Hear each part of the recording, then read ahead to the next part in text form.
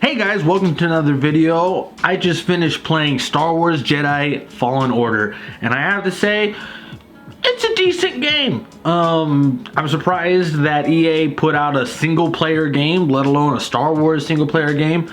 But I have to say Respawn actually did a pretty good job with it. In this review, I'm not going to be spoiling too much for you guys. I'm going to try to keep it spoiler free, so I won't. A lot of the gameplay you're about to see, it's just gonna be from the first two worlds, well, first three worlds, but not a lot of info is gonna be given out story wise, just so you guys can fully enjoy the story when you do purchase the game. So besides that, let's jump on in. So let's start off with the story. When it comes to Star Wars, it's been mainly about Skywalkers. And I know they've been kind of trying to divert off of that, so they made Rogue One, they've made Star Wars Rebels, Clone Wars, and it's really kind of going off the story. They want to make a unique story.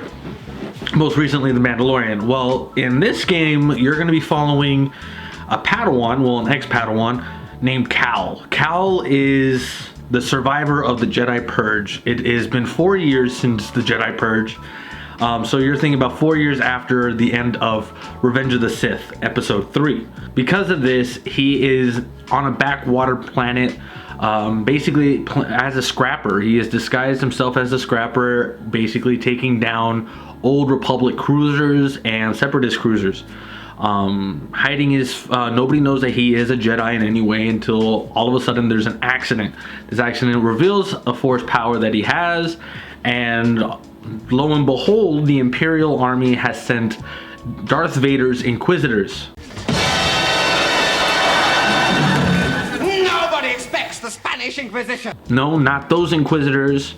But rather, if you've watched maybe the Star Wars Rebels, the animated series, or read Darth Vader's comic book series, there's going to be a little bit more about the Inquisitors. But in this one, you only get to see the ninth and the second sister. So they're gonna be your real villains.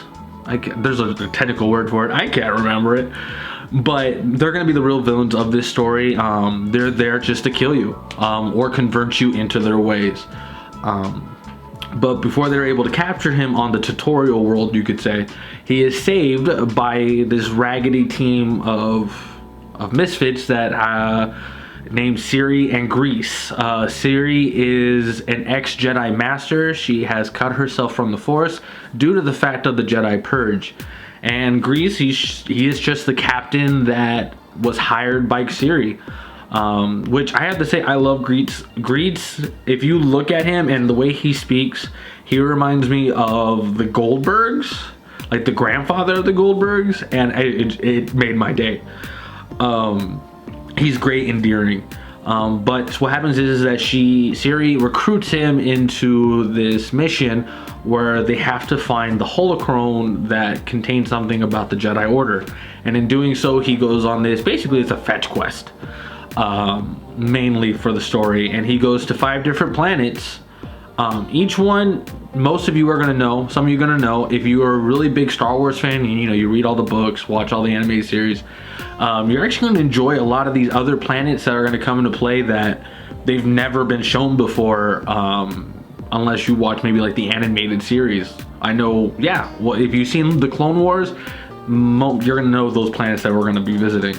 Other ones, I know Kashyyyk's already known, so I'll let you guys know. Kashyyyk is going to be one of them, but that's really going to be the only major one that everybody should know about. All the other ones are more than likely new to most people, which is great. I love when they add new planets, enrich the story.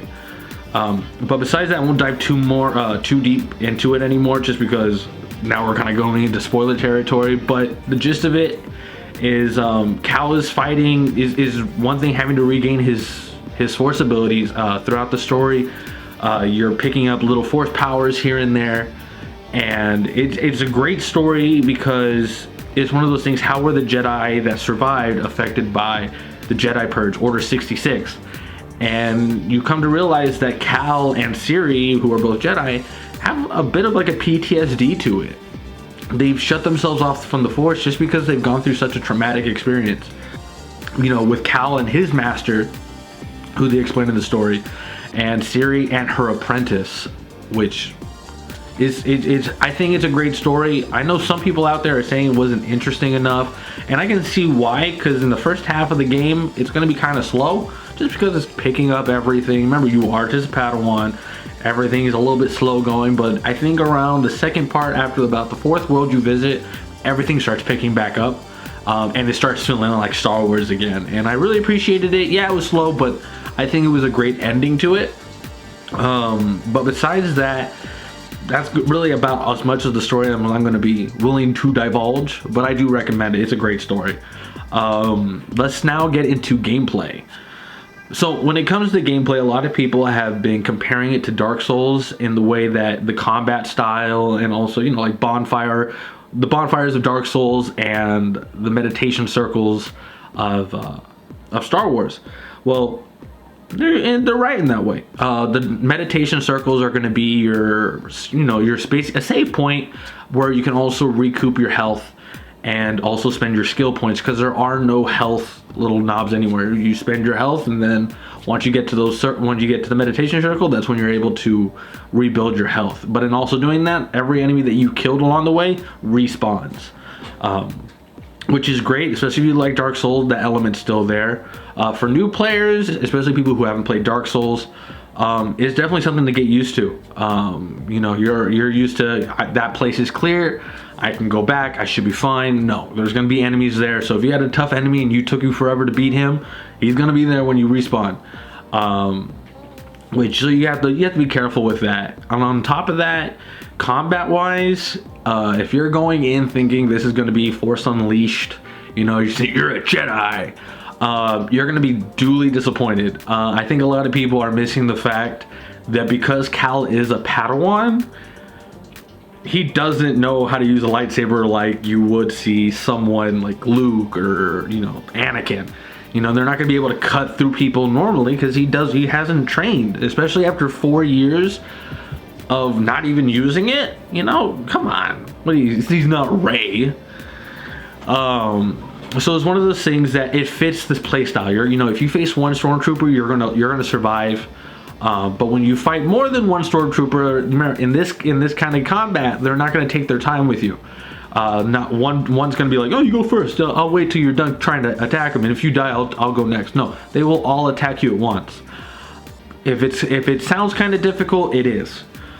Great thing about this game, it does give you a difficulty level, and it does explain what those difficulty levels entail.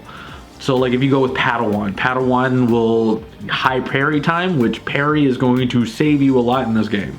And also the aggressiveness of the enemies are going to be non-existent. So you'll be able to walk around enemies and not even have to worry about attacking some of them. The higher you go though, the more aggressive enemies are. So you'll be attacked more often and more in a group setting. So not only will you be fighting stormtroopers with batons that are going to be attacking you melee wise, but you also have stormtroopers attacking you range wise. So you are really going to have to navigate, especially with that auto aim that they give you, auto targeting, I guess, in this one. So you'll be able to navigate where everybody is. Thankfully though, when you block, it blocks everything. So even if you're not aiming in that direction, you have that block button down, it will deflect whatever's coming the other way. I think that's great. So, you know, combat wise, it's a learning curve, especially for people who are not used to that kind of style and are used to, you know, just charging in there and expecting enemies to come one by one. It might not work out too well, but the game does, as you progress through the game, it gives you more tools, especially through the skill tree, to help you able to do crowd control, which honestly, once you get to about past 50% of the game, there are other techniques that you can get it earlier, but you are given a certain set of tools that if you do face a group of enemies, it's a lot easier to deal with, which is great. I mean, all the power to you. But besides that, my biggest grief with this game has so far, there's been a couple things, but the major one is exploration. So even though you deal with, you know, you're going to go to 5 planets and there is a lot of backtracking. I'm used to backtracking. I'm all for it. But due to the fact that there is no fast travel in this game, you know, you're not going to be able just to go back to your ship. When you find yourself going to an objective that is deep, deep, deep down the map, And then you do it, and then you have to find yourself going back to your ship, but your ship is all the way back where you just came from. It can get kind of annoying. Great thing is that there are shortcuts along the way. So if you see yourself, there's a locked door, it can't be opened to the other side, you'll be more than likely, once you finish your objective and start coming back, those doors will be able to be accessed because you're on the other side now. But it doesn't do enough, I think. Especially when it comes to, you know, for new people, like, let's just say you don't know anything about Kashyyyk. Let's just say you're going in there fresh. As you're going through the jungle, there's nobody explaining anything to you. Little BD1, who's a little robot that's on your back, cutest thing in the world, he'll scan objects, he'll scan your surroundings and any special notes of interest in your environment. And at that point, you can go into your menu and read the log that goes with it. Some people might enjoy that. I think God of War, the recent one, did it a lot better. I like the fact that they did have someone with you that as you're exploring, as you're walking and going through something, or even backtracking, they're still commenting. They're not even story-wise, but just environmental-wise. Like, you could have learned a little bit more about what you're going through, what makes this planet so different, rather than stopping and pausing in the menu and looking at what it's just been given to you. I think that really takes you out of the experience, and then also kind of just wastes your time. This game is not long.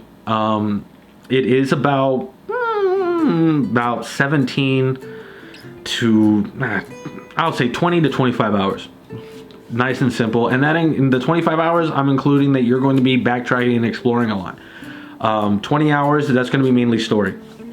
But you see, that's just a lot of time you're going to be spending, and it's going to be filled with a lot of just emptiness at some points. And I think it's unnecessary in this game, especially when there's so many new things and there's so many things that you can get caught up on, especially during this time period, that I think they kind of dropped the ball there when it came to info and how they handled it.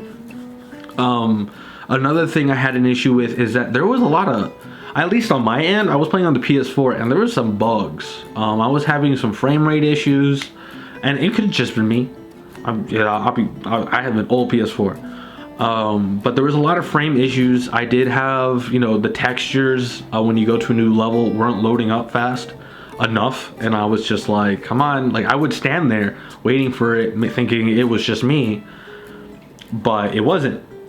And also, I feel like the enemy types that they give you aren't great. So when you're fighting stormtroopers or purge troopers, which are like kind of like the heavy, you know, the boss class of stormtroopers, it's a lot of fun. It's a lot of fun. You know, you can work around people. They talk back to you when you're attacking a group of them. You start dwindling them down. The last one you fight will remark that he's the last one. He's just like, oh well, okay. If you interrupt one, if there's like two of them and they're talking to each other and you kill one off real fast before the other one could even finish a sentence, he will adjust his conversation to his predicament, and I think it's really cool. But then you also have, you know, the wildlife, the Star Wars wildlife, and I get why they put them in there, but I think it's a bit broken in the sense that, like, you're going to be facing these space rats, and I know a lot of people have already complained about it, and it's one of those things that, like, I've given up trying to parry them. I've just dodged them because you don't understand where they're coming from. There's no way to prepare. And sometimes they'll just pop out of the ground and it's just like, oh, okay, great. So it was one of those things that I enjoyed the stormtrooper combat, but when it came to, you know, I end up exploring and just facing these creatures, I'm just kind of like, okay, I get it. This is Star Wars. So that was my biggest, those are my kind of like my gripes about it. But overall, the gameplay wise, once you get past all that, it's actually really good. It's not fantastic, but I'm saying it's really good because when I see EA associated with Star Wars, my bar is set super low. So really, this is a good game It's not a great game. I've seen a lot of things that they've done in this game done better gameplay wise. But honestly, it's a really good game. You know, it's a Star Wars game. It's what we wanted. And overall, they gave it to us what we wanted. Especially when it came down to monetization. There's none of it. They went old school, thank God. So, you know, customization. When you want it, you can customize your lightsaber in this one any way you want. And the more you explore, the more you find crates. They come with little customization pieces, not just for your lightsaber. They come for also the poncho that you wear, your attire, your poncho, your clothes. BD1, his color scheme. Your spaceship that you fly around in, that color scheme can also be found throughout the world. And it's great. I honestly, it was a breath of fresh air. And it was well done, and it's not like it's bare bones either. It's kind of in depth. Like, it's not just like, oh, you can change your lightsaber to look just like this lightsaber. In general, no, it's actually the little pieces. You can change your switch. You can change the sleeve. You can change the emitter. You can make it look like either Anakin's lightsaber at some points or Obi-Wan's lightsaber at some points. You can also change the material your lightsaber is made out of. When I say change the material, I mean like the color of it. Because even though it says, oh, you can change the material, it's not like you can't just make a lightsaber out of wood. That would be cool, but you can't. But it's still great. I think it was a great way to introduce it. You know, backtracking is encouraged. Some places you can't, some chests you won't be able to receive until later on because BD1 doesn't have the skills to open the chest, or you can't get to a certain area because you don't have that force power yet. And it works. The puzzles are great. It has a very bit of Uncharted feel to it when it comes to traversing. Yeah, so you can run on walls, you can climb vines, you climb on walls and all that, but I think it can be a little bit glitchy at times. Like you'll think you can be able to climb on grab onto a ledge, but you can't just grab onto any ledge. It's very specific on what ledges you can grab. So if you find yourself like accidentally falling, if that's not the ledge that you're near, you're not gonna get back up. And I found myself dying a lot just because I slipped or I rolled the wrong way and I thought I could grab myself. I'm like, oh, there's a ledge. And it just be like, no, you can't grab it. And it's just like, then, okay, I get it. It's not all ledges, even though I swear I just grabbed that ledge before. But besides that, you know, it's not too bad. I know a lot of people are like, it's terrible. And I'm like, it's not great, but it's not bad. Especially, you know, it could be a lot worse. I've seen a lot worse games with traversal. And this is not one of them. But besides that, gameplay wise, I don't think I'm missing anything else. Gameplay wise, not that I can think of. So my final thoughts on the game is it's a great game. I think there are some things that it missed, that, you know, it tried to copy other games, and I feel like even though it copied those games still did it better, even though they're older games.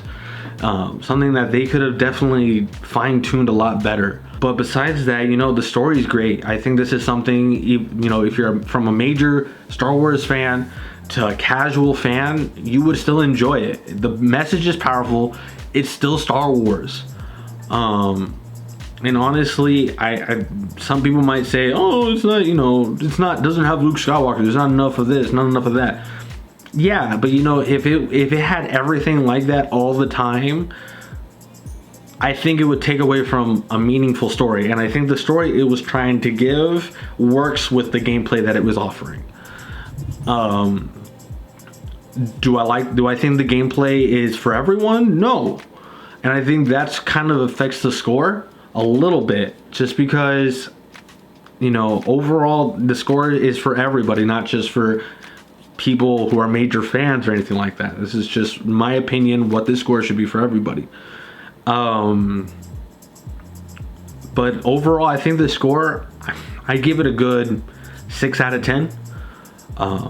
Just because, you know, the story is great, but I believe also the fact that the gameplay can't hinder everybody's experience from a casual fan even to a major fan. It's just one of those things that it doesn't immerse you into the world you want to be immersed in, and that it hinders on how much you want to enjoy the game. I know for a fact, while I was playing the game, I wanted to get to the next subject. I wanted to keep going. I want to keep moving. And having to constantly backtrack, especially with no kind of dialogue to help you out, it really hinders what's trying to be told and what's trying to be conveyed. But besides that, yeah, a 6 out of 10 is great. EA, this is a message to you now. You know, don't mess it up. Because, like, if you guys don't know this game, it was in the process for years.